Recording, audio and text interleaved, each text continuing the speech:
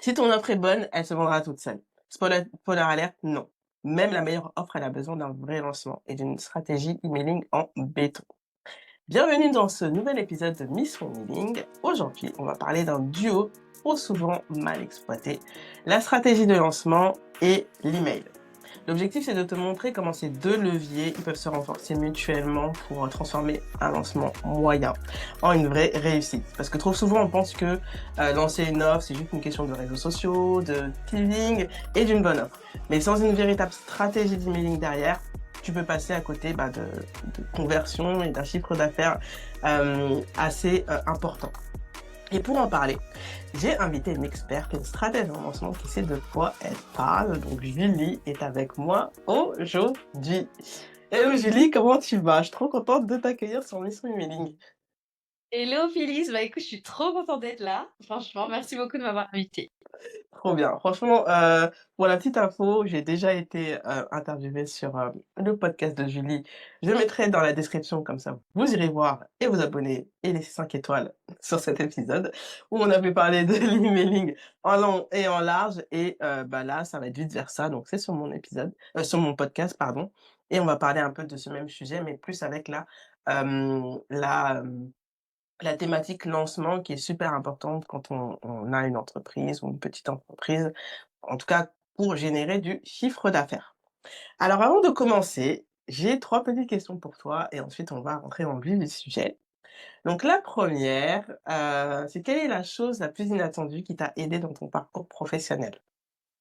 Alors, juste avant de répondre à cette question, Phyllis, je veux quand même dire que l'épisode effectivement était pépite, que jusqu'à aujourd'hui, je continue à l'envoyer à des gens qui me posent des questions sur la newsletter. Donc voilà, c'est un épisode qui a beaucoup plu. Et j'ai eu des clientes en plus via cet épisode aussi. Mention. Trop génial. On mettra le lien en show notes, quoi qu'il Ouais. arrive. Je veux bien que tu reprennes la question du coup. Alors ma question c'est quelle est la chose la plus inattendue qui t'a aidé dans ton parcours professionnel? Alors, la chose la plus inattendue, c'est une question, à laquelle je peux répondre de plusieurs manières, mais je pense que ce qui m'a le plus aidée, figure-toi, je dirais que c'est l'anglais, au final. OK. L'anglais, hem, en fait, bon, à la base, moi, je suis prof d'anglais, j'ai exercé pendant 12 ans, 10 ou 12 ans, enfin, je sais plus, j'ai plus compter à force, mais en gros, j'ai étudié pour être prof, donc voilà, ça s'est passé et cetera et le fait d'avoir, l'anglais, à ma disposition parmi mes compétences, ça m'a permis, finalement d'aller, écouter pas mal de contenus sur le marché anglophone et notamment, bah, des podcasts, de me former, aux États-Unis, en Australie, enfin de manière générale, tu vois, au Canada anglophone, chez des experts outre-Atlantique, même enfin de l'autre côté, voilà. Ben, en fait, ça m'a donné aussi, bah, accès à des expertises ultra poussées, ultra avancées, qui aujourd'hui attirent aussi beaucoup de mes clients, tu vois? Et j'ai voulu aller à la source, quoi, tout simplement. Donc, finalement, l'anglais que j'avais étudié pour en faire mon métier, pour l'enseigner, à d'autres, a été un gros, hack quelque part, et m'a beaucoup aidé dans ce que je fais aujourd'hui et que je continue de faire. Parce que, bah, je continue à me former, je continue aussi à avoir une veille hyper intense en fait du côté anglophone. Il y a un marché qui est en avance sur nous, donc voilà, je dirais l'anglais. OK, super, c'est ce que j'allais dire, ils sont vraiment en avance donc c'est vrai que c'est un petit avantage, même un gros avantage. Deuxième question, si ton entreprise avait une devise, un mantra, ou autre, ce serait quoi? Alors, je vais dire 2 choses, je pense. C'est vraiment, en anglais du coup, Ah bah, évidemment! évidemment. Alors, la première, ça va être de, voilà, de passer à l'action, tout le temps, même si c'est imparfait. C'est-à-dire que, je pense on peut être surtout dans le domaine, de l'entrepreneuriat, dans le domaine encore plus des lancements, on peut avoir plein d'idées, mais si on reste bloqué dans l'immobilisme et cetera, à juste projeter, à faire le planning du rétro-planning et de pas passer à l'action, en fait, on va pas avoir de résultats et je le vois aussi parmi mes clientes, il y a des profils où on va passer plus à l'action et des profils où on va rester pas mal dans l'analysis paralysis, comme on dit, là, le fait d'être tout le temps en train de réfléchir et cetera et de rester paralysé. Et en fait, celles qui passent à l'action sont celles qui ont des résultats, même si c'est pas parfait, elles y vont, elles ajustent et ensuite elles y retournent, tu vois? Alors que, ben, l'apparition des résultats, si on est là et qu'on avance très lentement, et ben, ça va arriver très lentement aussi. Et aussi, l'autre mantra que j'ai, je dirais que c'est de travailler, plus intelligemment et pas plus durement, en fait. De vraiment, travailler, chercher toujours le cercle vertueux, de pas toujours, réinventer la roue. Ce qui fonctionne, on amplifie, on Mmh. réitère. Ce qui fonctionne pas, heu, bin, tu vois? On le met à la Ah oui. poubelle. Ouais, ouais, ouais. Excuse d'avance pour tout mon franglais, Super, super, totalement en phase avec ça.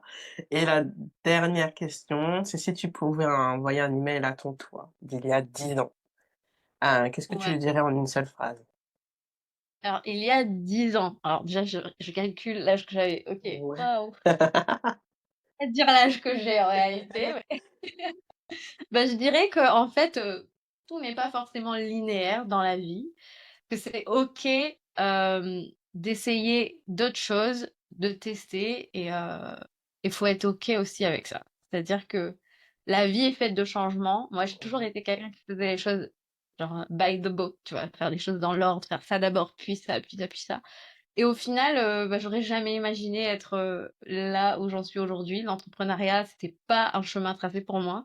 Jamais, aspiré à devenir entrepreneur, à avoir ma boîte. De base, je suis fonctionnaire, donc je vais te dire, j'étais même pas dans ce mood. C'est quelque chose qui est venu, par la suite. J'ai vu d'abord mon mari s'intéresser à tout ça, il a démarré un peu dans l'e-commerce et cetera et je me suis dit: «Waouh, attends, il y a un autre moyen de vivre». Entre-temps, on a eu notre premier petit, à l'époque, j'étais encore en métropole. Heu, je l'ai peut-être pas dit, mais je suis à La Réunion, donc voilà, je suis originaire d'ici. À l'époque, j'avais été mutée, donc voilà, pas forcément par choix, ça on le dit pas assez, mais on est un numéro, on passe au mouvement, c'est comme ça que ça s'appelle et puis, Mmh. ben, l'académie d'Amiens, donc à 10 000 kilomètres de chez moi et voilà, donc mon mari m'a rejoint par la suite, on a eu notre premier petit et là je me suis dit: «Waouh, je fais 70 kilomètres par jour, je quitte la maison, mon fils, est endormi, il va se réveiller dans les bras de sa nounou et moi je vais arriver, je vais le voir 30 minutes ce soir avant qu'il s'endorme à nouveau et ça va être ça le cycle». J'étais tellement pas alignée, voilà, je vais pas refaire toute l'histoire, mais bon, en gros, ça a été un peu mon déclencheur de me dire: «OK, est-ce qu'il y a une autre manière de vivre?» Mmh mh. Et notre manière aussi, bah, de créer ses revenus sans être obligé de partir, sans voilà et en fait, ça a été mon déclencheur. Mais je peux te dire qu'il y a 10 ans, pour moi, j'étais à fond dans ma carrière, voilà, je me voyais évoluer, passer tous les concours, voilà, qu'il faut pour gravir les échelons. Mais c'est vrai que j'étais loin de l'entrepreneuriat. Ben, c'est beau et c'est parfait parce que ça enchaîne avec ma première question qui était que, tu nous dises un peu plus sur, ton parcours et ton activité avant de parler de lancement. Donc tu as dit que tu étais prof, tu as parlé un peu du shift, qui t'a fait rentrer dans l'entrepreneuriat. J'aimerais un peu que tu nous expliques, enfin voilà, en détail ton activité. Qu'est-ce que tu fais? C'est quoi stratège en lancement? Alors donc, ça vient déjà du terme anglophone launch strategist. C'est vraiment un truc, très biscornu pour dire que, je travaille avec, mes clients qui sont des entrepreneurs en ligne, qui ont un programme en ligne ou un accompagnement de groupe, d'accord? Quand je dis programme en ligne, ça peut être membership, ça peut être, programme, d'accompagnement, signature, voilà, toutes ces belles choses. Je, les aide à exploser leurs ventes de programmes grâce à la stratégie du lancement orchestré. Donc le lancement orchestré, c'est le fait de d'ouvrir les portes, d'ouvrir, on dit aussi le panier, de, son programme pour qu'il soit disponible à l'achat dans une durée limitée. C'est-à-dire que, par exemple, on peut dire, «J'ouvre les portes, pendant 10 jours on achète, je ferme les portes» et le programme n'est plus accessible. Donc ça, c'est une stratégie marketing dans laquelle je me suis spécialisée et pour, répondre un peu plus largement à ta question, à la base, quand, j'ai tenté le jeu de l'entrepreneuriat, j'étais d'abord dans le service parce que c'est quelque chose que j'ai vu exploser, on va dire, dans les années, 2020 ou en tout cas moi je m'y suis intéressée à ce moment-là et c'était en pleine période de Covid. Les programmes en ligne, se sont démocratisés. Les gens commençaient à investir dans des formations, des programmes et en fait, moi, je voyais ça et je me dis: «Mais en fait, j'ai envie de travailler dans ce truc-là, quoi» et je voyais des gens partager leurs résultats et c'était assez dingue le type de chiffre d'affaires qu'ils pouvaient faire avec leur savoir, quoi. Moi, j'étais hallucinée parce qu'à la base, en tant que prof, je vendais mon savoir, tu vois? Quelque part. Je le vendais pas, je veux dire, on me payait pour, voilà, faire court, mais je veux dire, c'est ça a toujours été un principe qui me plaisait déjà dans mon métier de base, mais de voir qu'en plus, ben, sur une thématique qui nous plaît, sur laquelle on a une expertise, évidemment, on vend pas n'importe quoi, mais tu vois? Ça m'a intéressée. Je me suis dit: «Tiens, vas-y». Là, j'étais en période de break avec, mon «salariat» entre guillemets, hem et là, je me suis dit: «Vas-y, je lance, je vais me lancer là-dedans, je vais faire du freelancing» au départ, donc j'ai fait du service, auprès de cette cible justement de formateurs et mon offre, ça s'appelait Rocket à l'époque, je me rappelle. C'est une offre de clé en main de lancement, en fait. Je m'occupais de toute la partie tech, funnel et cetera. Mais très vite, ça m'a un peu saoulée et je me suis rendu compte que j'aimais, en fait, la stratégie, quoi. Le marketing, à la base même, tu vois? Et heu et j'ai pivoté, en fait, mon activité, à partir du mois de février. Je veux dire, je me suis lancée, on va dire, en tant que, dans le service, on va dire, vers septembre-octobre et en février, j'ai fait le pivot parce que là, tout de suite, tu vois, j'ai découvert, des Amy Porterfield, Jenna évidemment et en fait, ben, là, tout de suite, c'est là, en fait, que je me suis dit: «OK, je veux aider les gens de façon stratégique dans leur stratégie marketing à utiliser le lancement orchestré d'un programme» et voilà, c'est devenu un truc, que j'aime, passionnément jusqu'à aujourd'hui et pour la petite anecdote, tu vois, tout à l'heure, je te le disais, j'observais les gens partager leurs résultats et cetera et j'ai découvert 2 entrepreneurs que j'admire jusqu'à aujourd'hui, qui étaient lancés depuis cette époque et qui avaient des résultats de fou, qui sont aujourd'hui devenus mes clientes. Donc c'est un truc Ah de ouais, malade. waouh! Tu vois, pour les nommer, tu vois, il y a Mylène Faure avec qui j'ai Ouais, collaboré, ouais. dernier et Coralie du Citron Rose, Trop rose, ouais. Ouais, ouais. collaboré en janvier dernier et qui est actuellement dans l'un de mes programmes. Donc franchement, Trop c'est bien. un truc de heu, je n'imaginais pas ça, quoi. Ouais, trop bien, trop, trop bien. Bah, justement, on va parler de cette thématique qui se passionne tant. Donc tu parlais de lancement orchestré. Si je résume, hein, c'est, le fait d'ouvrir les portes de son programme de manière périodique, donc à des périodes vraiment bien spécifiques pendant un certain laps de temps et donc bah, voilà, de vendre, à différentes périodes de l'année et pas forcément, tout au long de l'année. Enfin la version, on va dire, evergreen. Hem Est-ce que tu peux, nous dire un peu, bah, comment se construit un lancement? Enfin, quelles sont les étapes, pour qu'un lancement soit efficace? En tout cas, les étapes à ne pas, oublier et les erreurs éventuellement à éviter?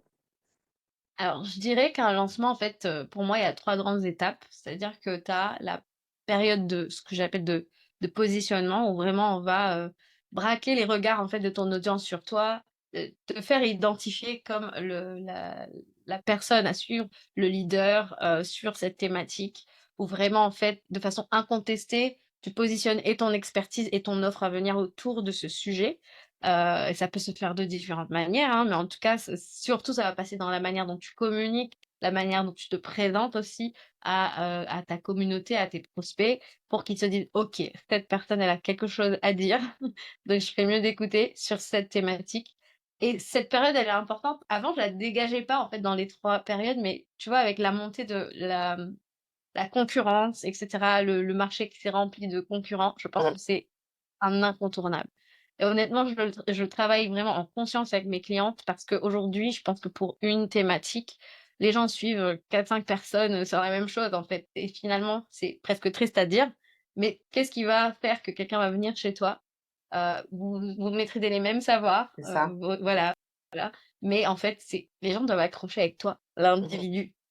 Parce qu'ils ont le choix entre plusieurs personnes et te positionner, ça va aussi servir à ça, tu vois? Donc oui, on va éduquer, mais pas seulement, on va prendre la parole, on va partager, du contenu, de leadership, d'opinion, de voilà, on va vraiment, voilà, partager, ses points de vue, ses valeurs et en quoi est-ce qu'on croit et cetera.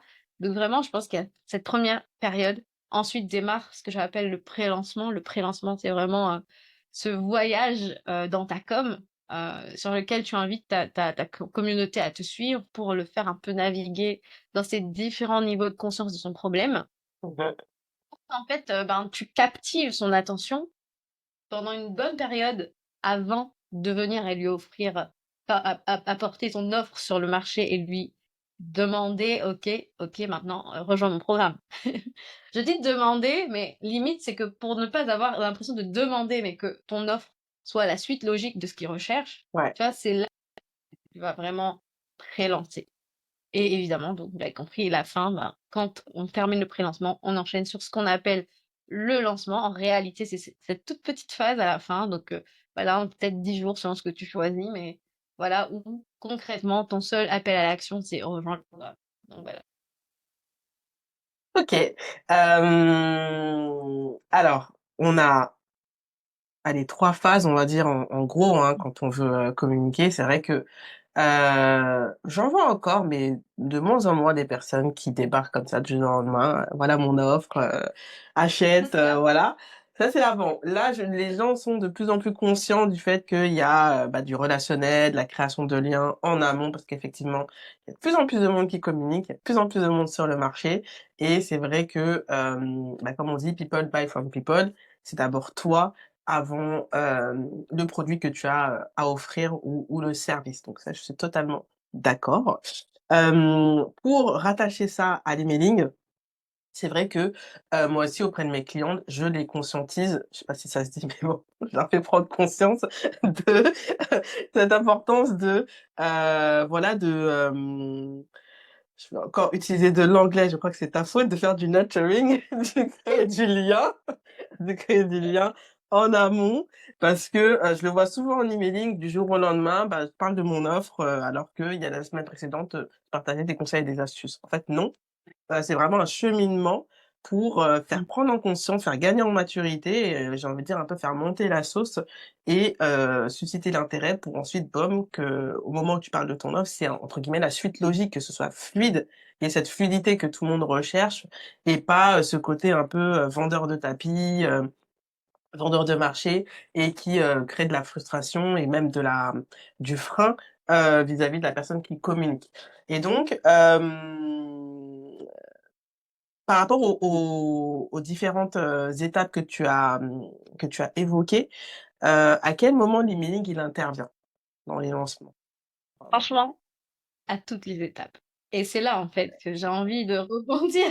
J'ai envie de rebondir sur ce que tu dis, parce qu'en fait, les gens, vois, hein, il y a des gens qui me disent: «Oui, mais je comprends pas, j'ai aussi envoyé des emails, hein». Mais oui, mais si tu n'as envoyé d'emails qu'au moment où tes portes sont ouvertes, je suis désolée, mais c'est normal. Enfin, c'est comme si tu as un pote qui t'appelle dès qu'il a besoin de toi, mais sauf qu'entre temps, bah, tu pas de nouvelles. Enfin, C'est c'est pas ça. normal. Moi, et ça peut arriver, voilà, on en parlait en off, mais ça peut arriver que tu aies des phases où, voilà, tu pas été régulière dans, ton emailing et cetera. Mais enfin, avant d'arriver devant quoi que ce soit, reviens, renoue le lien, recrée le contact. Tu peux tout à fait, arriver, je sais pas ce que tu en penses, mais souvent on me pose la question en me disant: «Ouais, mais ça fait un moment que j'ai déserté ma liste, qu'est-ce que je peux faire?» Ouais. et cetera.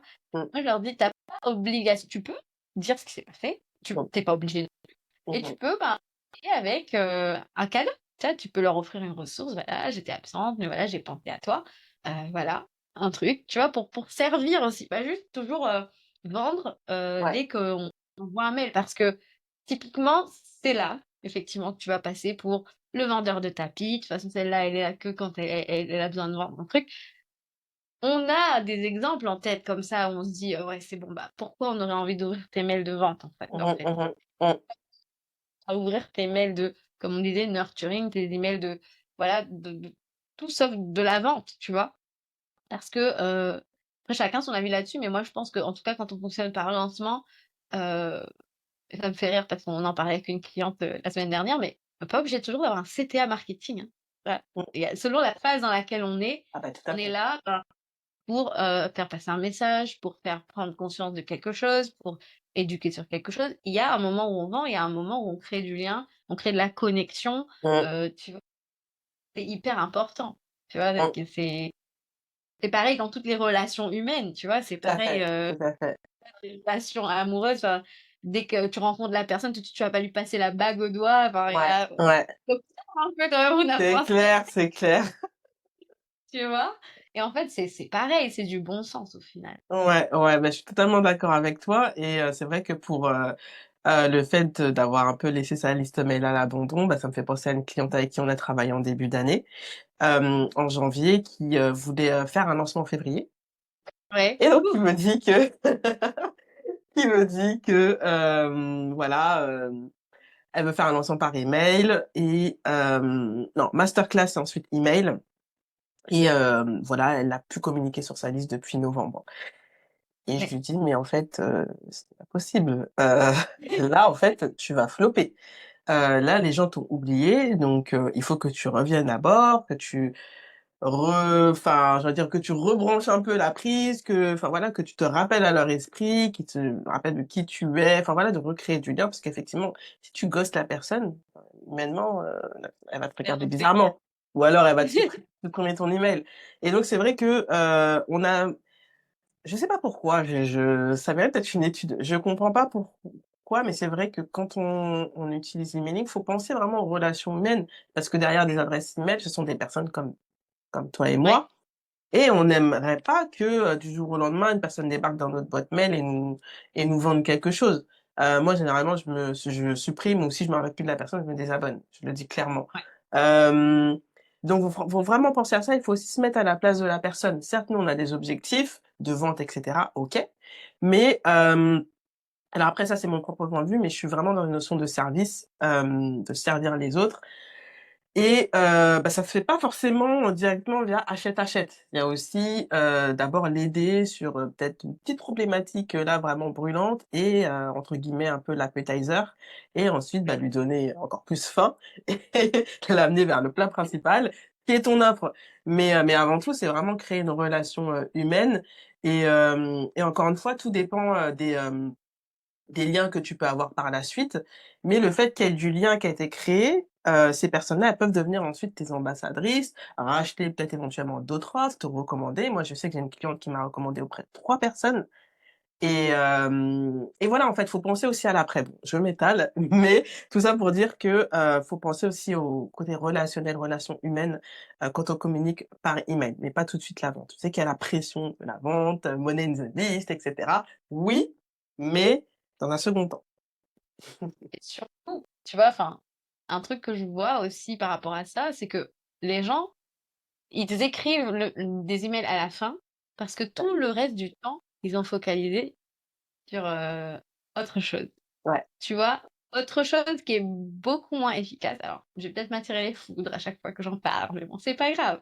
Mais on a l'impression que parce qu'on a fait 3 mois de post Instagram et qu'arrivé à la fin, on ajoute, allez, un petit mail avec et puis c'est bon, on appelle ça une stratégie, et qu'on s'étonne de pas vendre, comme, on voit les autres vendre, on trouve bizarre. Enfin, les gars, c'est vraiment non, c'est normal, tu vois? c'est Parce clair. que honnêtement, l'emailing, alors oui, l'acquisition va se faire par l'organique, mais entre nous, il n'y a pas que, Instagram pour faire de l'acquisition, hein. Mmh On mh. peut faire de la publicité, on peut collaborer avec d'autres personnes, c'est ce qu'on appelle comment dire? L'audience empruntée, moi j'appelle ça l'audience empruntée, la visibilité, pardon, empruntée. Mmh. Donc on peut collaborer avec des acteurs de notre marché pour aller, bah, remplir notre liste de ces clients idéaux qu'on partage quelque part. Il y a plein de choses qu'on peut faire et Instagram, c'est vrai que j'ai un peu une relation de love-hate parce que on le disait en off, moi personnellement, j'aime créer du contenu pour Instagram, mais ça me prend 3 plombes, hein, et le résultat, le ROI, c'est pas l'utilisation plus intelligente de mon temps, tu vois? Et je te disais, je préfère travailler intelligemment. Quand je regarde, mes clientes ou même moi personnellement, quand on est en période de lancement ou de campagne, marketing pour une offre en particulier, Instagram, c'est 20 des résultats, tu vois? Mmh. Et 80 des ventes se font via les emails. Mmh. Mmh. Donner un temps soit un peu stratégique, on se dit quoi? OK, Instagram, c'est bien, mais au temps passé, qu'est-ce que ça nous rapporte? 20. Pourquoi on n'irait pas chercher les 80? Et Mmh. c'est vrai que j'ai plein de gens qui sont frustrés à cause de ça, parce que finalement, on passe un temps fou sur Insta. On aime créer du contenu et puis c'est un contenu qu'on aime consommer, donc tu vois, ben, forcément. Sauf que, non, l'email marketing a un ROI de 36 à 38 de plus qu'un post de vente sur Instagram. Après, évidemment, il y a des exceptions, hein. Moi, parmi mes clientes, j'ai peut-être 1, 2 exceptions où ça se passe pas forcément comme ça, mais parce que déjà, elles ont investi Instagram d'une façon différente Ouais. des autres, Mmh. tu vois? Peut-être même qu'il y a une plus grosse fréquence de vente aussi, parce que, qu'on le veuille ou non, ce qu'on appelle the offer awareness, tu vois? La conscience de ton offre, si elle est bien plus présente, ben, pour ton audience, bah, forcément, ils savent que tu as quelque chose à vendre. Donc si tu es active en ce sens, évidemment, tu vas avoir peut-être beaucoup plus de conversions via Instagram que quelqu'un qui ne communique pas pareil, Mmh. tu vois? Pour moi, c'est ultra important, et là, tu vois, dans les clientes que j'ai actuellement, heu, dans mon programme, c'est vrai qu'on rééquilibre ce truc. Je leur demande: «Mais tomber amoureuse de l'email, franchement». Et je te dis, je le comprends, parce que comme je te dis, on préfère créer pour Insta, c'est plus C'est fun, plus fun, bah oui, feeling, c'est ça. story, enfin voilà, publier, like, hein, parce que Ouais, c'est plus finalement, fun, ouais. Ça crée de la dopamine, beh oui. le feedback en instantané, tu as l'impression de C'est ça. pouvoir échanger, mais un email, c'est pareil. Un bon email aura une réponse, Mmh. et c'est un être humain qui te répond, enfin, il y a pas de Mmh. souci. Et Mmh. en fait, le truc, c'est que, enfin, Instagram, tu crois que c'est plus efficace, sauf qu'aujourd'hui, on est dans l'économie de l'attention. Les gens scrollent, en fait, tu vois? Et toi, tu peux passer 2 heures sur Canva à faire un carrousel super trendy, sauf C'est que ça. une fois que c'est ça, c'est fini. Enfin, Ouais, on un t'oublie. mail, la personne qui ouvre ton mail, c'est quelqu'un qui a envie d'entendre parler de toi, et il sait que c'est toi qui lui parles. Mmh. Il veut ton attention, et rien que ça, je me dis: «Mais écrivons plutôt des emails». Ah, c'est clair. Surtout si je reviens sur ta devise de travailler intelligemment là, franchement, en termes de durabilité, d'efficacité, je préfère vraiment me concentrer sur l'email, ça c'est clair, hein. Et moi j'aime bien des fois, c'est un peu mon petit défi quand j'ai des clientes, qui, négligent l'email ou, j'en avais une qui, jurait que par Instagram et ça a été un plaisir de lui montrer que non. On avait fait un lancement et elle a plus vendu par email, elle a été trop choquée. C'est ça, à chaque fois, ils sont choqués. Tu fais les 20, c'est bien, mais va chercher les 80, en fait. Ouais, ouais, C'est ouais. simple et plus kiffant, tu vois, Mmh. finalement. On est là, on se dit, parce que souvent j'ai la question, hein: «Mais qu'est-ce que je vais leur raconter?» Bon, déjà, Phyllis, elle a une ressource géniale que je t'invite à aller, hein. Alors je crois que c'est une centaine d'idées, c'est ça? Une soixante. 60, une soixantaine d'idées, ouais, faut tenir pour l'année donc peu importe ta fréquence. Voilà, donc vous allez déjà vous inspirer de ça. Mais franchement, vous trouvez des choses à raconter sur Instagram, vous savez pas quoi raconter sur, l'email. Même Bah, chose, en réalité, c'est juste le format est différent, je me fais la même chose. voilà. Et au contraire, on n'a pas à faire les couleurs, machin, machin, tu vois? C'est Et ça. je trouve proximité qui est là, et je vais partager quelque chose qui va peut-être vous aider, mais honnêtement, moi, au début, j'aimais pas non plus, d'accord? J'aimais pas.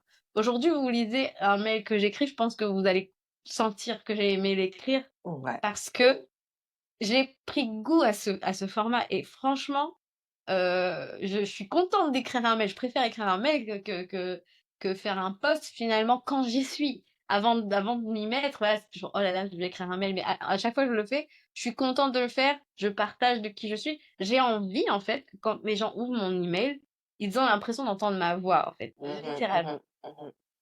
J'ai appris à mettre ma personnalité dans mes emails, j'ai pris goût à écrire des mails. Honnêtement, je pense que publier mes mails de, je sais pas moi, septembre 2020, c'est bon, vous savez même pas que c'est moi qui l'ai écrit d'ailleurs. Mais tu vois, un truc tout bête, tu vois, je fais beaucoup de franglais dans Mmh. mes mails, franglais, tu vois? Ouais. Ou, heu, enfin, je sais pas, j'avais l'impression que, tu vois, parler de soi, c'était, inintéressant, parce Mmh. que je dis bon, voilà, j'ai pas une vie, voilà, moi je vis pas à Dubaï, voilà, je suis pas et voilà, tu vois? Je me dis: «Qu'est-ce qui va intéresser les gens?» Les gens, en fait, s'ils ont choisi de vous donner leur adresse mail, ont envie d'entendre parler de vous et envie d'entendre de vous, en fait, tu vois? Et Mmh. c'est vrai que j'ai appris à refléter ma personnalité, pas forcément raconter ma vie, hein, mais ma personnalité, Ouais, heu, faire des blagues qui me ressemblent ou tu vois? Tout en, enfin, c'était plus un habillage de mon expertise, mais un vrai partage sincère, en fait, les gens l'ont ressenti et franchement, j'ai une communauté ultra loyale sur mes emails. Je vais passer du temps sans leur écrire. Je sais que quand je reviens, que j'écris, ils sont là. les gens rendez-vous, tu Mmh, vois? mmh, mmh, Et c'est une relation dingue, en fait. C'est mmh. encore mieux qu'Instagram, on est là, genre, on les divertit. L'email, quelqu'un ouvre ton mail, tu as déjà tout gagné. La Ouais, personne, elle a envie de parler ouais, de toi et elle a pas envie d'être dérangée par le prochain scroll qu'elle va c'est faire. ça, c'est ça. Mmh. Et ça, c'est très important. Et on passe du temps ensemble et on parlait tout à l'heure de ce truc de on construit une relation là, tu Mmh, vois? mmh, mmh, mmh. Et je trouve que c'est un format qui est dingue. Ça, au final, aujourd'hui, quand je regarde, je me dis: «Ouais, j'aime faire Instagram, donc je fais Instagram». Mais honnêtement, quand j'envoie un email, je sais que tu vois? En anglais, on dit: «To go the extra mile». Tu vois? Tu fais une distance supplémentaire. Ton Ouais. message, Mmh mh, mmh. pour moi, c'est ça. Bon bref, je m'enflamme sur emailing. Non, mais parce que c'est vrai que les personnes sont beaucoup plus engagées. Il y a un engagement beaucoup plus profond, je trouve, déjà le fait de donner son adresse mail, sa vraie adresse mail, hein. C'est déjà un engagement, beaucoup plus, important, je trouve. Mais, c'est vrai qu'en termes d'aisance à écrire des emails, on peut, se dire: «Bah, peut-être qu'il faut que je l'écrive d'une certaine manière, que je soigne mes propos ou voilà, que je reste vraiment professionnel et cetera». Alors ça diffère selon les domaines et c'était plus avant. Donc maintenant, encore une fois, on l'a dit, people buy from people et c'est vrai que, bah, faut refléter qui on est. Tu parlais de vulnérabilité, oui. Après, il y a différents types de vulnérabilité, hein. On n'est pas forcément obligé de raconter sa vie, mais ça peut être des petites bribes. Peut-être je suis allée au Oui. restaurant ou j'ai fait ça, enfin, des petits trucs comme ça qui, peut-être pour toi, ça te paraît pas beaucoup, mais pour, eux, ça te paraît beaucoup parce que: «Ah oui, bah, elle aime bien aller au resto, elle aime bien aller à tel endroit», enfin voilà. Des petits trucs comme ça qui permettent d'en savoir plus sur tes loisirs, tes valeurs, tes centres d'intérêt et qui se reconnaissent aussi, en ça. Et pour, lier ça avec le lancement, et je pense que tu as sûrement dû l'entendre, il y a aussi le fait de, bah, le nerf de la guerre, les emails de vente. «Oh, j'ai peur de saouler les gens», «Ah mais c'est bon, 4 emails, c'est bon, ça va, ça va. Je pense que j'ai Oh fait my le god! maximum», et cetera et cetera. Alors moi, ce que je dis souvent, c'est que, hem, alors déjà, on est, la seule personne qui consomme tout notre contenu, hein. Donc c'est normal qu'on se sente submergé, mais les gens, ils ont leur vie, donc ils voient pas forcément, tout ce que tu fais. Il faut aussi donner la possibilité aux personnes de «partir» entre guillemets, de se désabonner des emails de vente si elles sont pas intéressées à un instant T. C'est pas parce qu'elles sont pas intéressées là qu'elles seront pas intéressées plus tard. Plein d'anecdotes, mais j'en parlerai pas ici. Des preuves à l'appui, je peux le prouver. Et c'est surtout, oui, c'est vraiment la transparence et donc la transparence, donc communiquer en amont, bah, voilà, peut-être qu'à partir d'une certaine période, il y aura une salve d'emails qui va arriver pendant pendant un certain nombre de jours. Mais aussi, éviter de se dire, bah, je vends, je dérange, je force les gens, et j'ai l'impression de saouler. Là, souvent, je pense que c'est aussi au niveau mindset et de se dire, ben, peut-être qu'on n'est pas à l'aise avec son offre et Mmh. qu'on a l'impression d'arnaquer alors que, bah, si tu as créé ton offre, c'est que tu as vraiment quelque chose à proposer, en fait. Donc fais-le. Non, je suis d'accord avec toi et surtout, tu vois, il y a un truc que, que j'aimerais dire, c'est que tout le monde n'ouvre pas tous tes emails, Mmh. en réalité, Ouais. tu vois? Je j'ai un épisode de podcast où je parle de ça justement, genre, j'ai peur de saouler ma liste, si j'envoie trop d'emails et cetera Mmh mh. et dans cet épisode, je dis que en fait, déjà, s'ils se désabonnent, c'est que c'était pas tes clients idéaux. C'est Maintenant, ça. tu as parlé de l'opt-out qui est très important. C'est vrai, effectivement. Il y a des gens qui sont pas prêts pour ton offre aujourd'hui. Ça veut pas dire qu'ils vont pas acheter au prochain lancement. C'est peut-être quelqu'un qui a encore besoin de te voir évoluer. Au contraire, n'aie pas peur de mettre un opt-out parce que tu vas dire oui, mais ils vont pas avoir le mail et du coup, je vais pas faire ma vente. Non. D'accord? Au contraire, il vaut mieux qu'ils sortent de la séquence, qu'ils te disent bye bye pour toujours. Tu vois? C'est quand même signe que tes emails, ben, ça plaît, qu'elle veut rester sur ta liste et que c'est juste pas le bon timing pour elle. Je Mhm, préfère mhm. quelqu'un qui est honnête, qui me dise: «OK, c'est pas le bon moment maintenant, ça m'intéresse, mais ça viendra et je suis OK avec ça». Je me dis aussi que les gens, qui reçoivent nos emails, ben, ont des timings qui sont différents des nôtres, voilà, bah, c'est un peu ce que je viens de dire.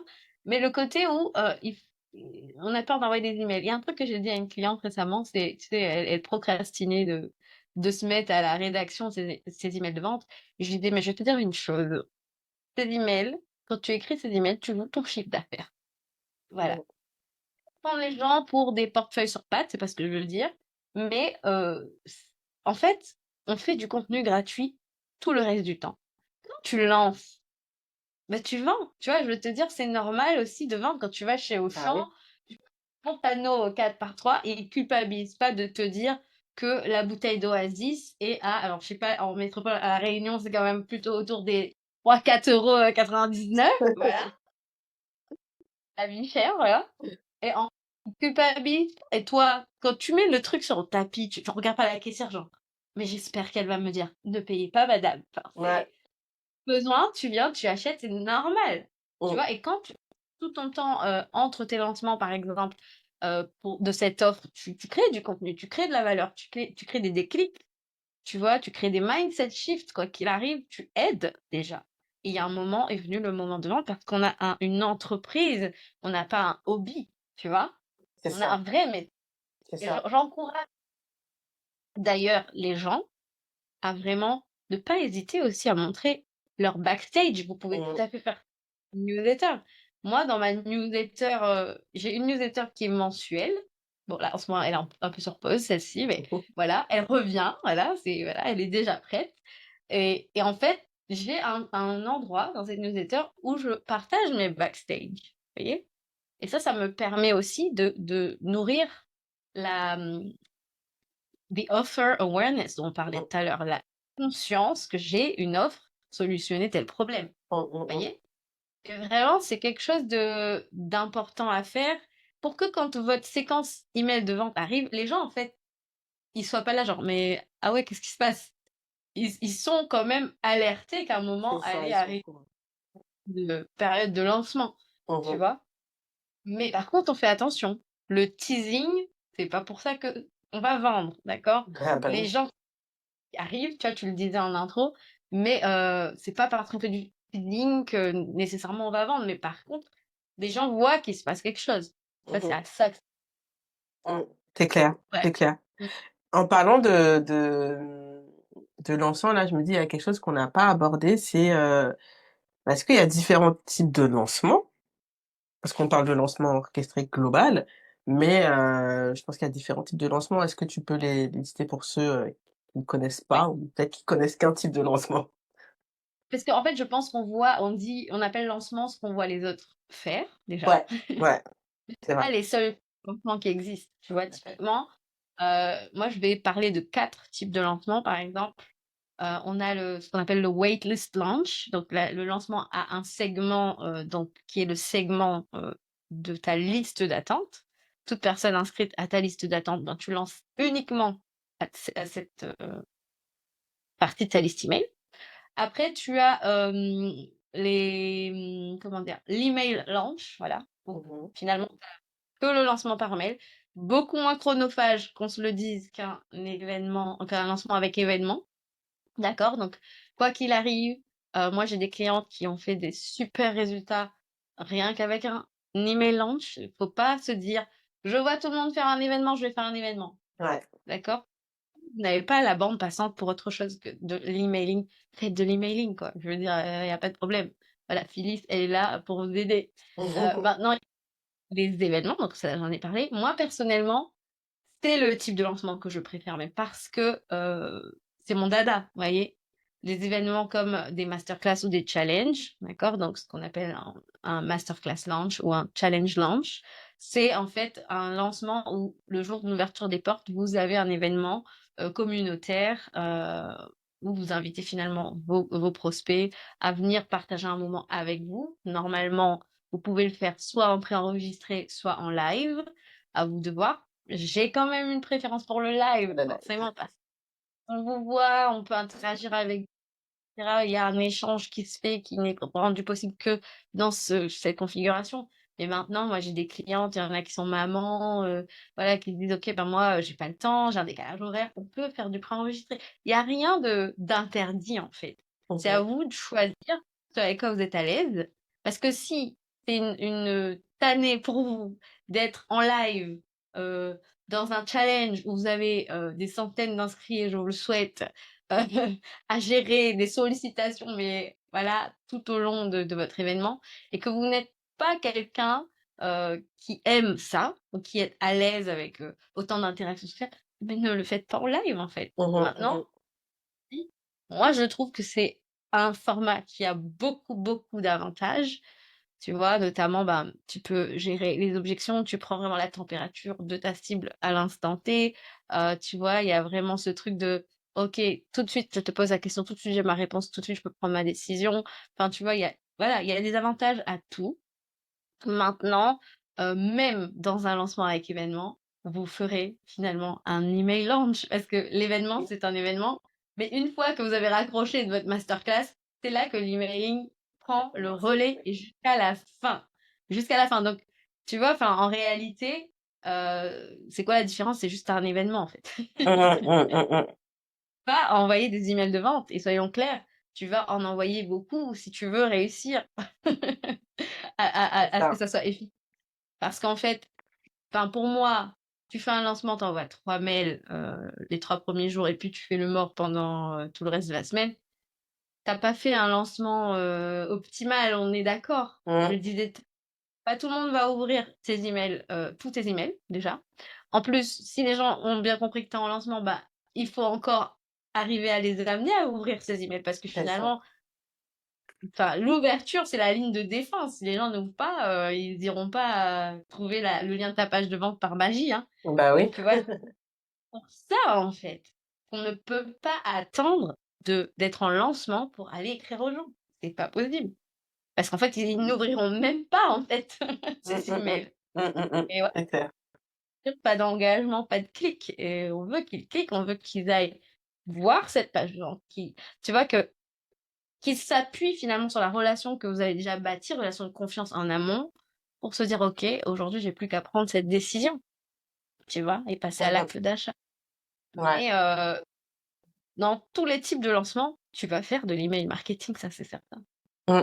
C'est clair, c'est très, très complémentaire. Enfin, ça va de pair et c'est vrai, l'un ne va pas sans l'autre, c'est clair Mhm. et surtout, il y a des emails, non, tous les emails sont importants, hein. Il y a pas vraiment de que ce soit avant et quel type peu importe le type de lancement, pour faire chauffer un peu, les inscrits, s'il y a un événement ou même pour préparer l'audience, si c'est juste, un email launch. C'est vrai que il y a vraiment ces différentes phases-là qui ont, leur degré d'importance, même si c'est vrai que quand on est en lancement, pur et dur, c'est vrai que c'est là où il faut entre guillemets, «tout donner» quoi.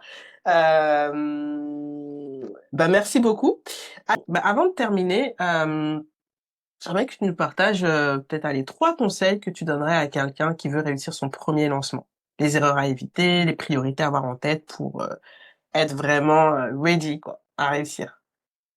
Alors, donc déjà, je dirais de proposer une offre, ou en tout cas un programme, d'accord? Parce qu'il y a une différence, mais un programme, enfin, que ta solution soit la solution à un problème que quelqu'un a en réalité.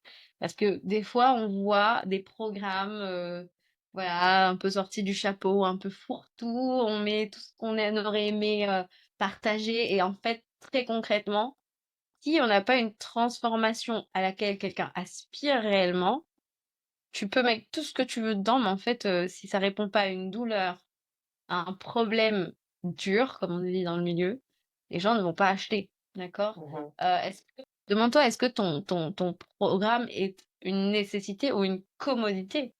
D'accord? Déjà, est-ce que vraiment les gens en ont besoin? Est-ce que tu as fait le job d'aller vérifier, d'aller, poser des questions à tes clients idéaux? Voilà, demande-leur quelles sont leurs problématiques, comment est-ce que toi tu peux les aider et voilà concrètement, qu'est-ce que tu peux mettre en place pour qu'ils atteignent leur transformation, pour les faire passer de A à B? Je dirais déjà de valider leur idée. Mmh. Ensuite, il faut quoi qu'il arrive que ton offre soit irrésistible. Donc, il faut aussi que, tu vois, ça soit quelque chose qu'on ait envie d'acheter, qu'on le voit, qu'on perçoit comme ayant une énorme valeur perçue. Donc, c'est là aussi que tu vas travailler sur ton offre marketing, la manière dont finalement c'est le packaging marketing en fait autour de ton programme, parce que l'offre et le programme c'est pas la même chose. Donc, comment est-ce que tu rends ça irrésistible? Tu peux ajouter des bonus, tu peux vraiment faire tout ce travail de valeur perçue quelque part.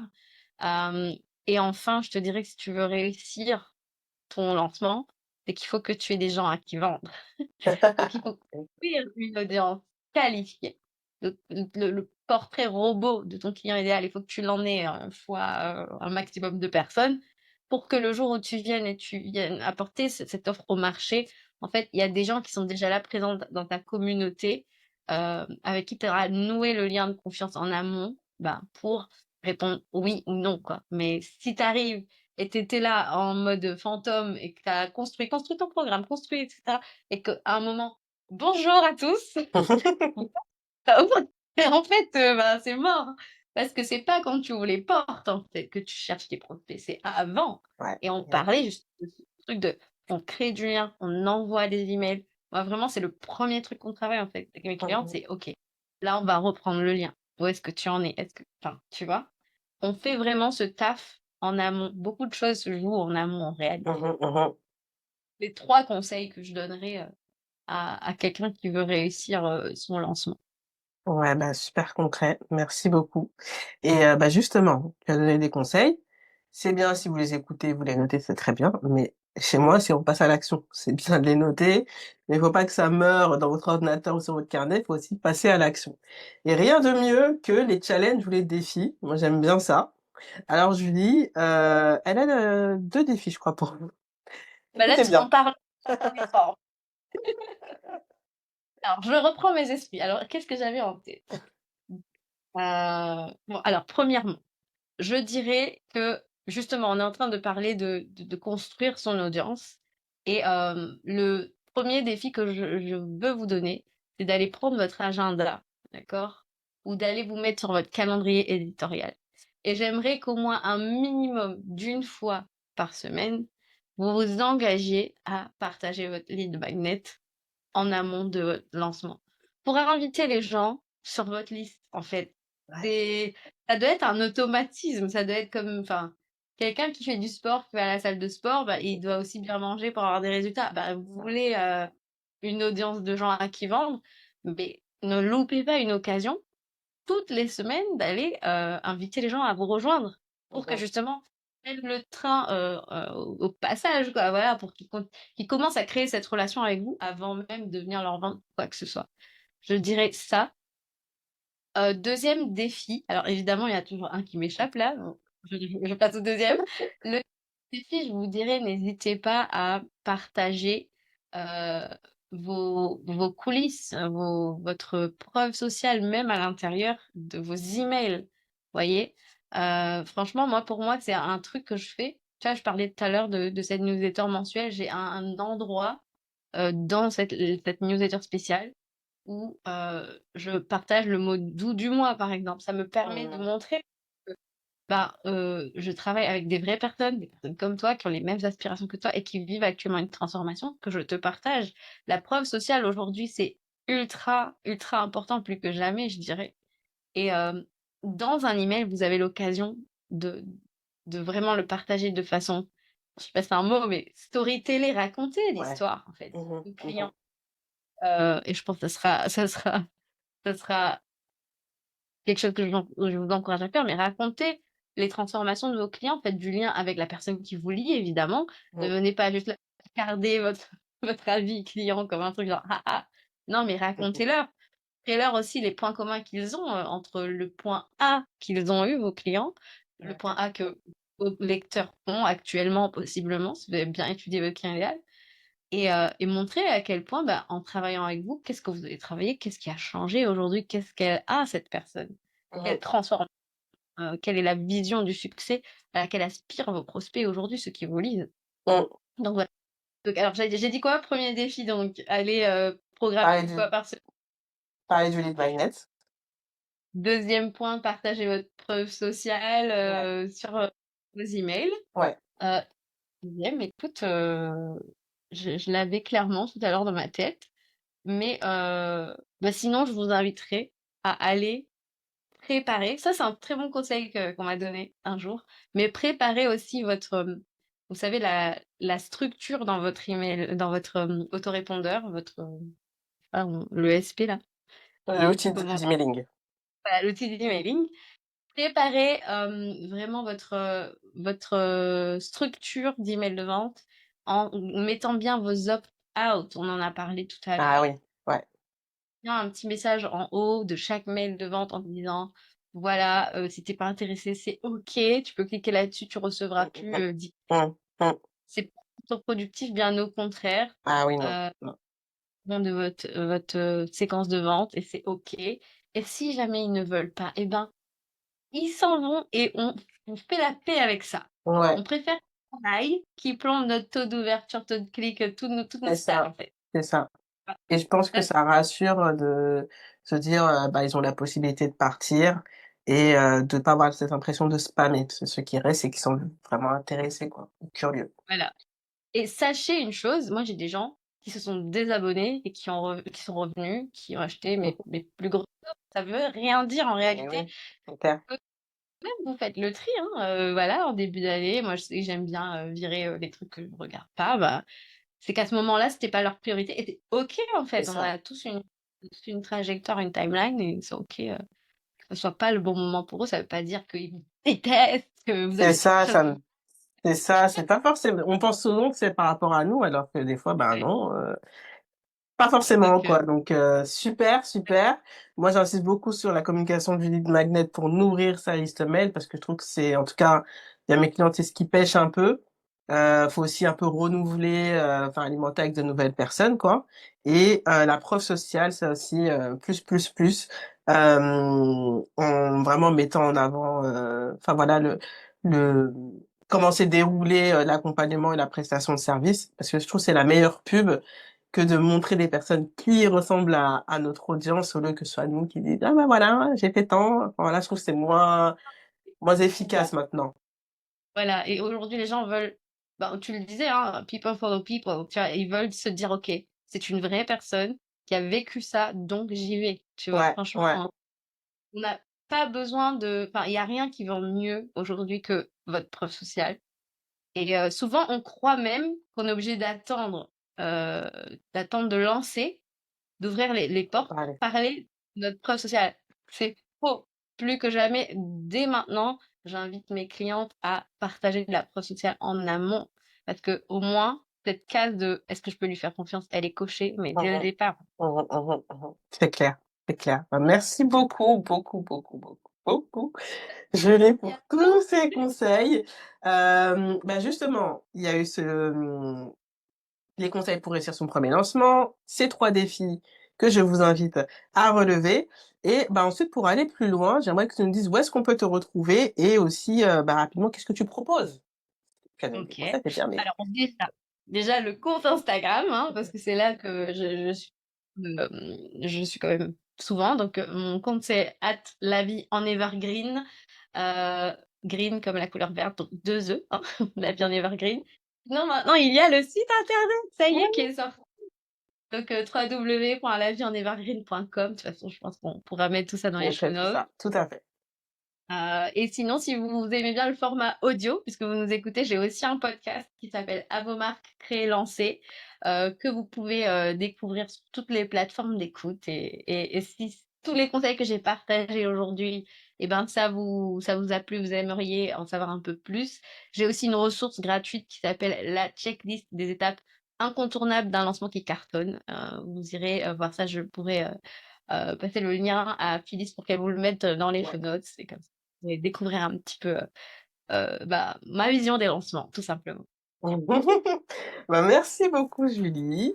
J'espère que cet épisode vous a plu, je pense. Hein. Si vous avez des questions, vous pouvez commenter dans la zone commentaire et même aller sur le profil Instagram de Julie pour lui poser des questions si vous voulez aller un peu plus loin. Merci encore une fois, Julie, pour avoir accepté mon invitation. C'est top. Et je pense qu'il est grand temps que tu reviennes sur mon podcast. Pour une partie 2, ok, pas de souci. Voilà. Avec grand plaisir.